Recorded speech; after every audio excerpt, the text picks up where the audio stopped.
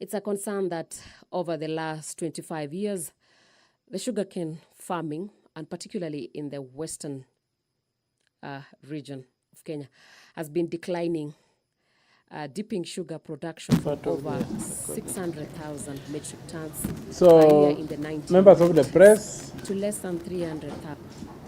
I thank you for availing me audience at such a very, very short notice. I'm issuing this press statement in response, and not in reaction, but in response to the naming of the cabinet, of the other members of the cabinet, and the mini reshuffle that the President of the Republic of Kenya, His Excellency Dr. William Samoei Ruto, has issued this afternoon.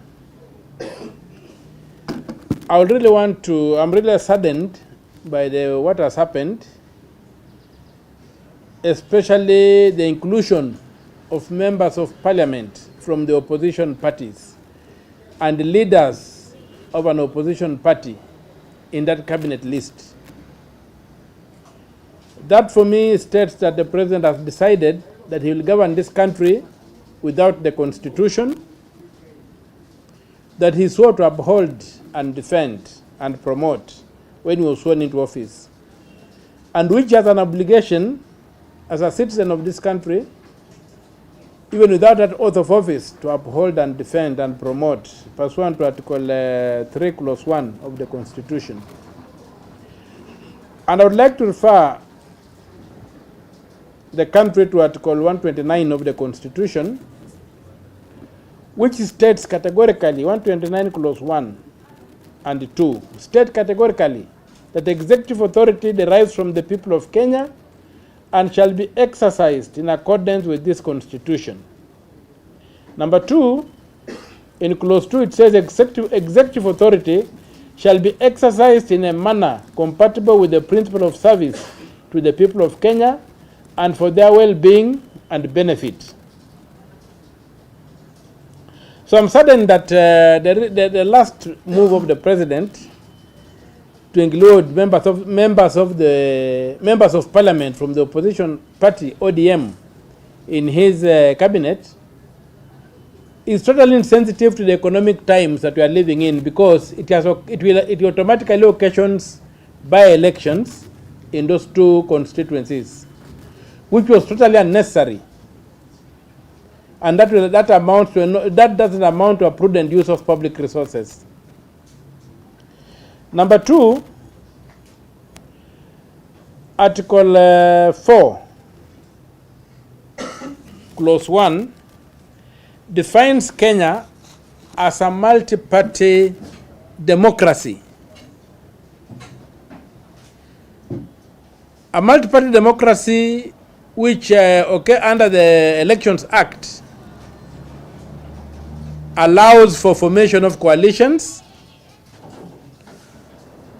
which act as a political party and must function as a political party. And when people go to elections, they elect candidates and parties, especially a party running on a candidate running on a party or a party fielding candidates is bound by that requirement that Kenya is a multi-party democracy. There have to be procedures to be followed before elections and after elections that underpin that multi-party democracy character of the Republic of Kenya. And we saw when President Ruto first came into office, he began by buying off political party members to entice them across the divide, irrespective of the treaties that were in place or the agreements, and irrespective of the fact that the people of Kenya, when voting, expressed themselves categorically that they were electing these people to be on the side of those parties based on the manifestos those parties had sold to them. So under that principle of the multi-party, Kenya being a multi-party democracy, it's not possible for an individual MP or a political party to just cross the floor after an election. That particular provision also does not give the president the power to set up what is calling a broad-based government. To set up a broad-based government is to violate Article 3, Clause 2, which says that any government set up or established contrary to the Constitution is null and void. And so the president, by deciding to establish a government, contrary to the principle, which is a founding principle, because the Article 4 defines the character of the Kenyan state. And by the president choosing not to honor that character, he has totally declared to us that he's going to govern this country without following the Constitution. It's clear that the president does not consider himself as bound by the Constitution, and he can do whatever serves his political interests. And I think the time has come for Kenyans not to sit on the fence anymore, but to rise up and demand that the Constitution must be respected and honored.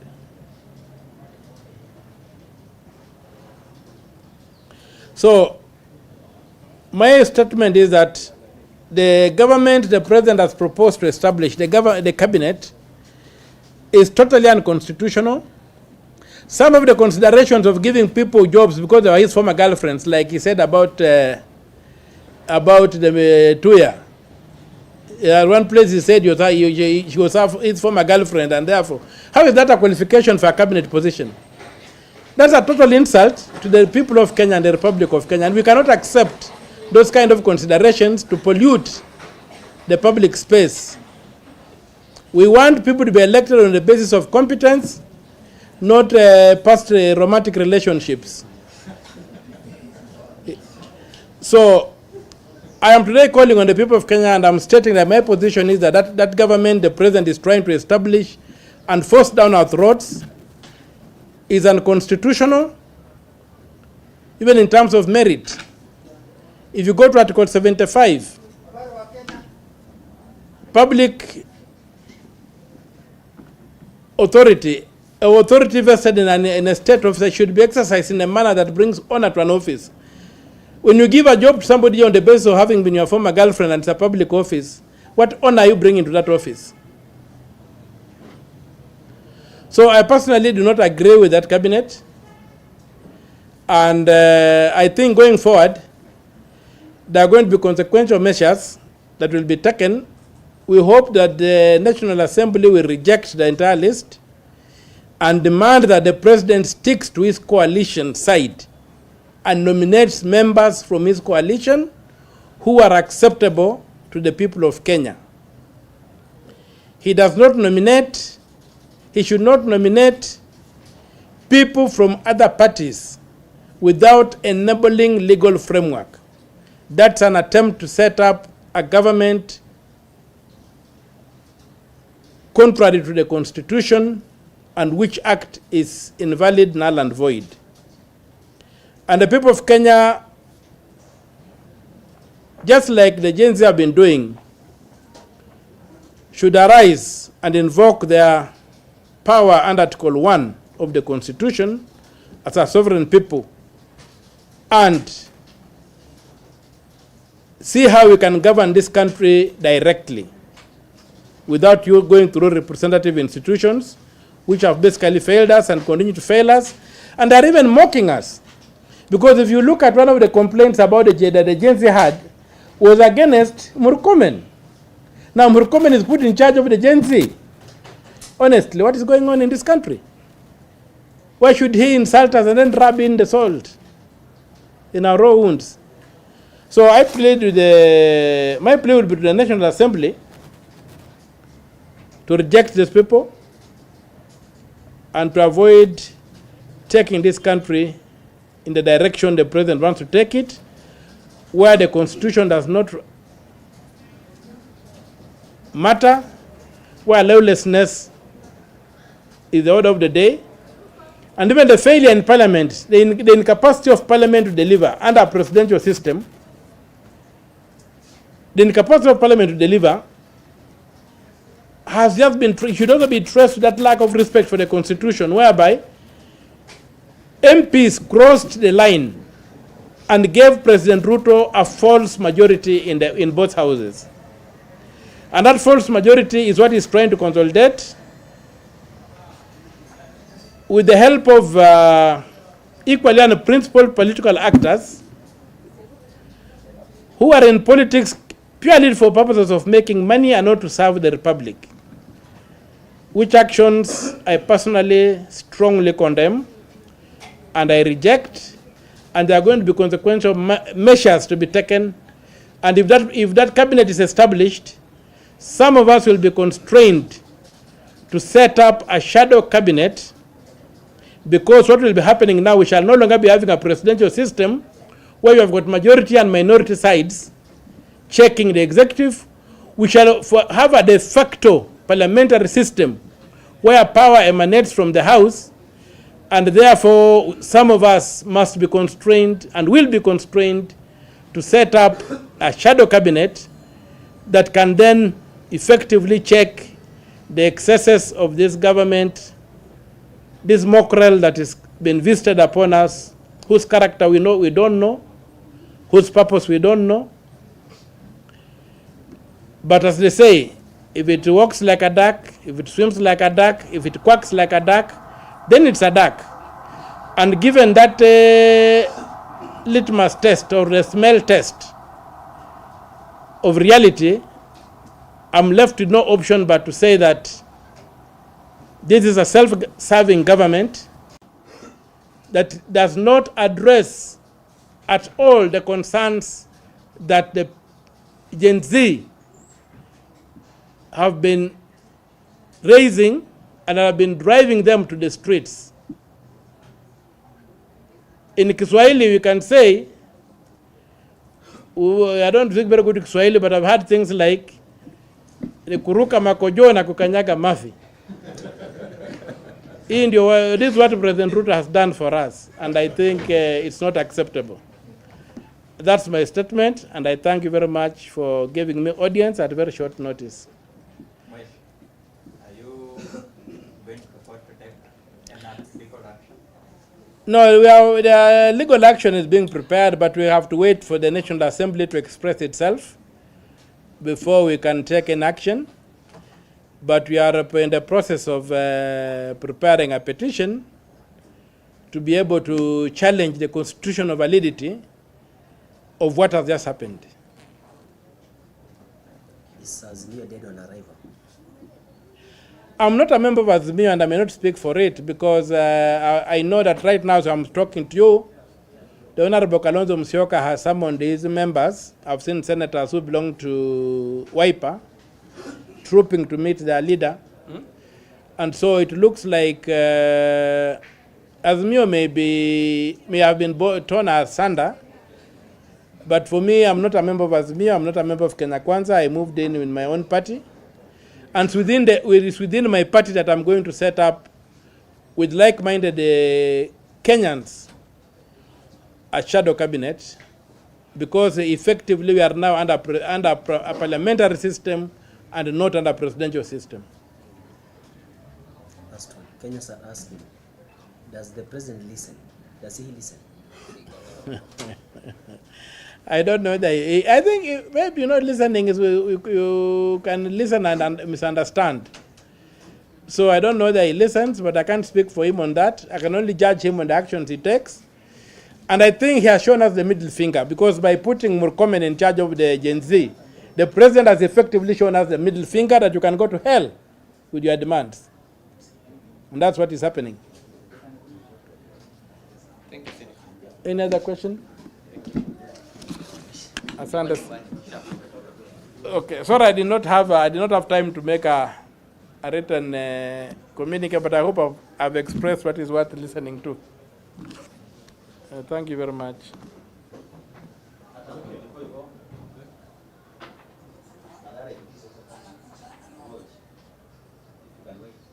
Thank you very much, members of the media. I have come here to address you on the announcement that has just been made by the President in relation to the reconstitution of his cabinet. You will recall that a few weeks back, young people under the name of Gen Z came back and in their numbers expressed their dissatisfaction with the manner in which the country was being governed, in particular on the excessive and what they called punitive taxation that had been meted by this government, and especially the Finance Bill 2023. In the wake of all this, they had pointed out governance issues which were directed at parts of government, especially on the cabinet. The cabinet has since been dissolved, and the president has been in the process of reconstituting this cabinet. The ODM party took a position, but before I address this in terms of the position that it took, I want to thank the young people of this country, because in the process of what seems to be uncharted territories that this country has been thrown into, we have all been put in the spotlight that all the power that we exercise, including the power to levy taxation, the powers that we exercise in terms of lawmaking and legislation, is power that is delegated, it is power that is donated, it can be reclaimed. In other words, these young people came and reclaimed their power. In other democracies, this parliament would have had to be dissolved. Fortunately, it has not been dissolved. Parliament, the executive, and this country, courtesy of these young people, have the opportunity to reconstruct and retrace its steps. I am happy that even though we may not have 100% perfection, and there may be no perfect fit, I am happy and I wish to congratulate the Honorable John Mbadi, who was my chairman or still is my chairman of ODM, for his appointment as the CS of Treasury. I wish to ask Honorable Mbadi, if and when he is confirmed, to consider and reflect on the many issues that led this parliament to be under siege, that led to the hundreds of thousands of people who were died on the streets agitating for their rights, some who were abducted. As he occupies that seat of Treasury, let him remember that this is a position of trust. Just like all other arms of government, he is occupying power that is delegated by the people of Kenya. When they delegate that under their sovereign power, they delegate it, but they also reserve the right to take it back. It is a position of trust in which Kenyans have now or are now going to be looking at the CS of Treasury to give directions in terms of budget policy statement. How and under what circumstances should Kenyans be taxed? People have said in their numbers, and the young people have spoken, that there is wastage in government, that there is excess budgeted corruption in government, that there is a lot of things that we can do without. And in his first 100 days, I am looking forward to John Mbadi setting a new tone, because John Mbadi, as I know him, he is not Gen Z, but he is in that age bracket of people that the Gen Z can relate to. I want to extend the same congratulations to my minority leader, who is Honorable Okiya Omtatah. Honorable Okiya Omtatah, under very difficult circumstances from last year when we were opposing the Finance Bill 2023, and the mandamanos that ensued, led from the front and has shown that is a fearless person, a person of integrity, and a person who can lead. I hope that he will take these fearless leadership qualities, taking into account the new dispensation that has been brought about by the young people, principles that these people expect to be reflected as he takes over the position of CS of Energy. As the Member of Parliament for Mathare, I expect that there will be equity in the distribution of resources, both from Treasury and Ministry of Energy. We have people in my constituency who for years continue to remain and are in a position where they cannot access electricity. In this budget alone, because of the austerity measures, we have had to cut, and I support monies that were supposed to be sent for electrification to our constituencies, including one of my wards in Mathare called Hospital Ward that has been without electricity connectivity, 30,000 people for a period of 2 years. So I expect that he will look at the country, balance the resources that are there in the Ministry of Energy, and ensure that these are resources that have been given in trust and all the people of Kenya will be able to enjoy it. And so I want to support and I want to encourage all the members of the party that there has been a little bit of uncertainty as to what the ODM party position was. Now that it has become clear that the party direction is to enter into this national unity government, I want us to pull together all our ranks and support the position of our party leader and the position that have been given to our chairman, John Buddy, and our minority leader, Mr. Okiya Omtatah. Thank you very much. End of statement. Haya, sawa sawa. Thanks a lot. That is end of statement. So, your Secretary General giving very conflicting statements that those who will opt to join will do so in their personal capacity. There is no deal the ODM is having with the Kenya Kwanza. Who is saying the truth? I think the truth is in the statement that has been read by His Excellency the President, and the statement reads that the Honorable John Buddy, the Honorable Okiya Omtatah, our Deputy Party Leader Ali Hassan Joho, our Deputy Party Leader Oparanya have been nominated to join cabinet. I think if you're looking at what the party position is, that would be what would be the Msema Kweli. And I think, allow me to add, there is nothing absolutely wrong to holding divergent opinions. I myself had my own personal opinions. It may not necessarily have been in consonance with other opinions of other people. But eventually, when it appears that the party top command has spoken, I think it is important that we all close ranks. There is no doubt now that there is no confusion. We are now part of the government. Thank you. So, Yeah. last question. Yes. So, you are not part of the government. Kenyans are asking, and they are saying, as near One Kenya Alliance is not Jesus Christ to save, in quote unquote, the Kenya Kwanza government. Yes. Have you gone to rescue President William Ruto? No, this is not about William Ruto, just like the conversation, the national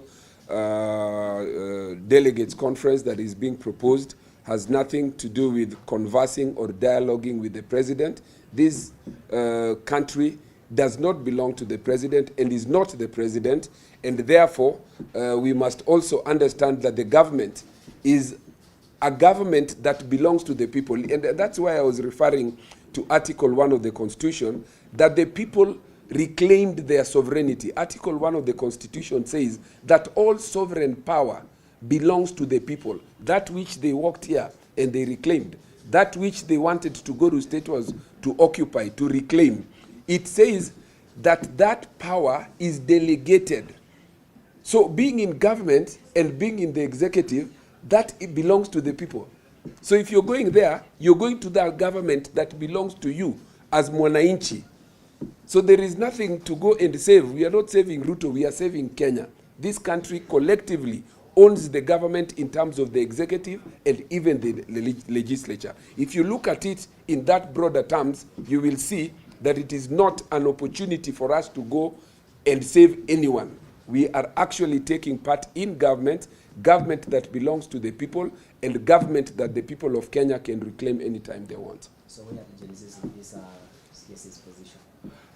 I cannot speak for the president. I cannot speak for the president. The president himself has appointed, and in my opening statement, I said that what the Gen Zs spoke to was not necessarily an opportunity for so and so to be appointed. They spoke about good governance. They spoke about corruption.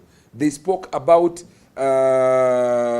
equitable use of their tax money, equal opportunity. And so what we should be looking and demanding from these young men and women, and I call them young because the two that I have spoken to are youthful. They may not be Gen Zs, but they are youthful.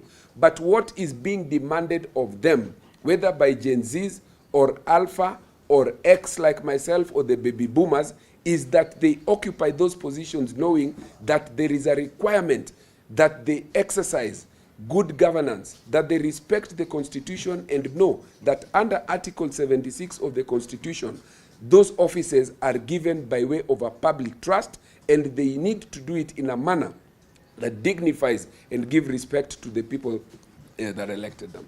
This is the last question. Yes. Those who lost lives, There is still, I think, the issue of compensation. I myself would have been happier if we would have entered this step after the issues of compensations have been addressed, those who had been abducted, cases withdrawn. I myself was a victim of the Finance 2023 maandamano. It is only today, and after appearances in court and numerous presentations representing myself, arguing that under Section 77 of the Penal Code, that provision of law that I was charged with for incitement and whatever it is under maandamano was unconstitutional. So today that case of mine was withdrawn. I am still insisting that even as we have taken this step, we must not lose sight of the ball. There are people who's lost lives. We must require accountability from our police forces. We must require accountability for those who still have property and other things that were lost. More importantly, we must ensure that the rights under the Constitution, under Article 37, must always be protected and not be met by water canisters, bullets, and tear gas. Thank you.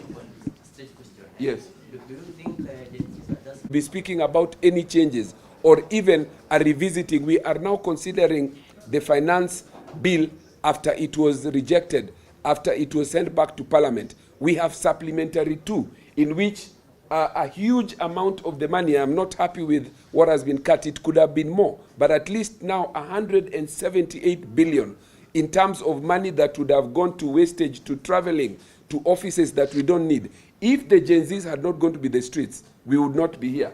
I myself am a product of the streets. I have one leg myself that was shot in maandamano of 2017. Baba, while you were away when he came. I have teeth that are not mine, that are artificial teeth. I am a product of the streets. So by all means, Gen Zs must go back to the streets whenever it is they find an illegality, and to demand under Article 37 that things must be done properly. Thank you very much.